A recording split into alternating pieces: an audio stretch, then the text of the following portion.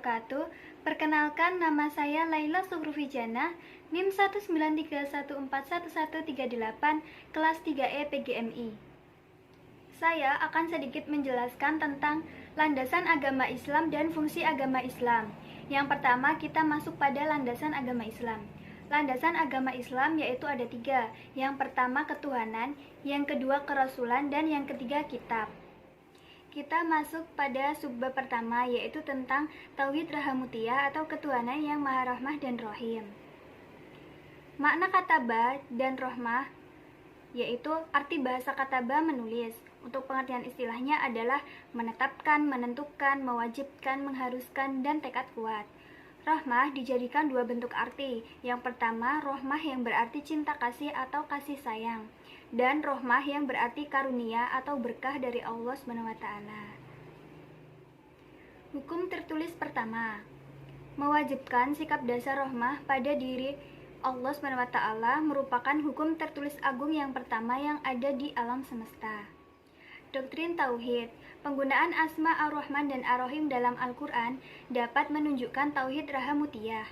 Berkaitan dengan hal ini, Al-Fatihah sebagai surah pembuka yang diyakini sebagai memuat garis besar isinya, menegaskan ajaran Tauhid Rahamutiyah dalam ayat-ayatnya yang menggunakan kedua asma agung itu sebagai keterangan bagi Allah dengan kapasitas-kapasitasnya sebagai Rabb, Ilah, dan Malik.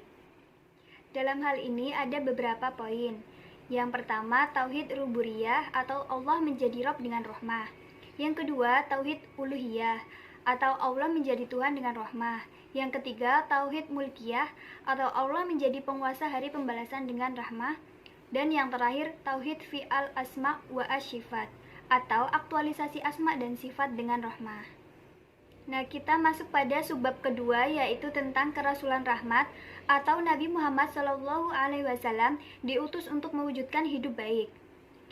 Tujuan kerasulan Nabi Muhammad SAW sebagai rahmat bagi seluruh alam adalah mewujudkan kesejahteraan, kedamaian, dan kebahagiaan bagi semua, tidak hanya di dunia tetapi juga di akhirat. Misi kerasulan. Misi kerasulan ada 2. Yang pertama, misi pembawa kabar gembira, dan yang kedua, misi pemberi peringatan.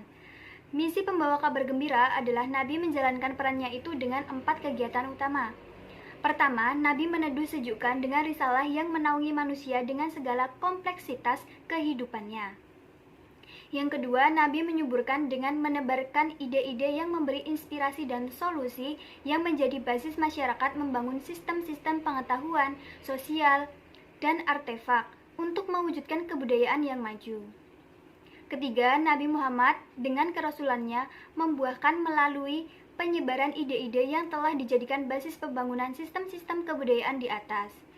Dan yang terakhir, yang keempat, yaitu Nabi dengan kerasulannya mengharumkan nama orang-orang beriman. Sedangkan misi pemberi peringatan adalah Nabi memberi peringatan terhadap hari kiamat, karena manusia pada saat itu mempertanggungjawabkan amal perbuatannya dan memperoleh balasan yang seadil-adilnya. Nabi Muhammad juga memberi peringatan terhadap konflik sosial, apapun sebabnya, termasuk agama.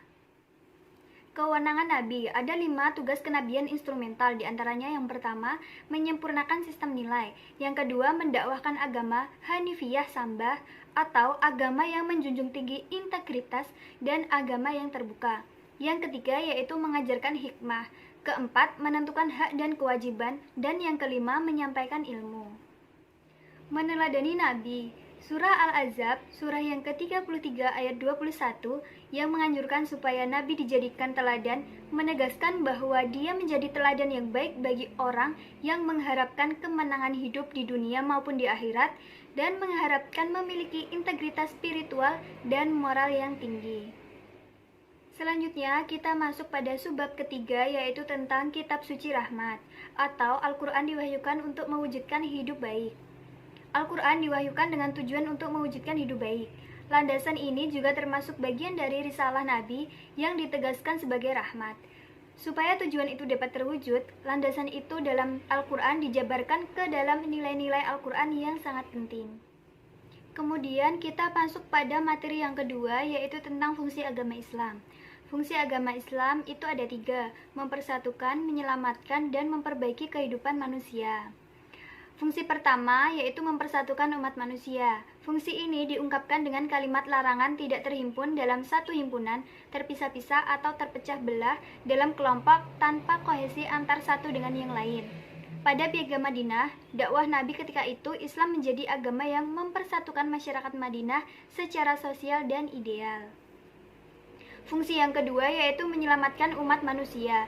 Berdasarkan Quran Surat Al-Imran ayat 103, manusia di sini dimaksudkan adalah masyarakat Arab pra-Islam yang dimana pada saat itu disebut zaman jahiliyah atau kebodohan. Jadi menyelamatkan manusia dari kultur jahiliyah. Fungsi ketiga yaitu memperbaiki kehidupan manusia. Fungsi ini diungkapkan dengan perintah untuk menyeru kepada kebaikan, menyuruh kepada yang ma'ruf dan mencegah dari yang mungkar. Untuk mewujudkan fungsi yang ketiga yaitu memperbaiki kehidupan manusia, bisa dengan pola usaha yaitu suatu gerakan. Gerakan apa? Gerakan dakwah. Gerakan dakwah ada dua, yaitu gerakan amar ma'ruf dan gerakan nahi mungkar. Gerakan amar ma'ruf yaitu gerakan melaksanakan hal terbaik yang dapat dilaksanakan dalam kondisi tertentu untuk mewujudkan kualitas hidup baik dan terbaik, atau bisa disebut mengajak kepada kebaikan. Yang kedua yaitu gerakan nahi mungkar. Gerakan di mana perbuatan buruk dan jahat harus diberantas sepanjang yang memungkinkan sesuai dengan kondisi masyarakat, atau disebut dengan mencegah keburukan atau kejahatan. Sekian sedikit penjelasan yang dapat saya sampaikan mengenai landasan agama Islam dan fungsi agama Islam. Apabila banyak salah kata, saya mohon maaf. Wassalamualaikum warahmatullahi wabarakatuh.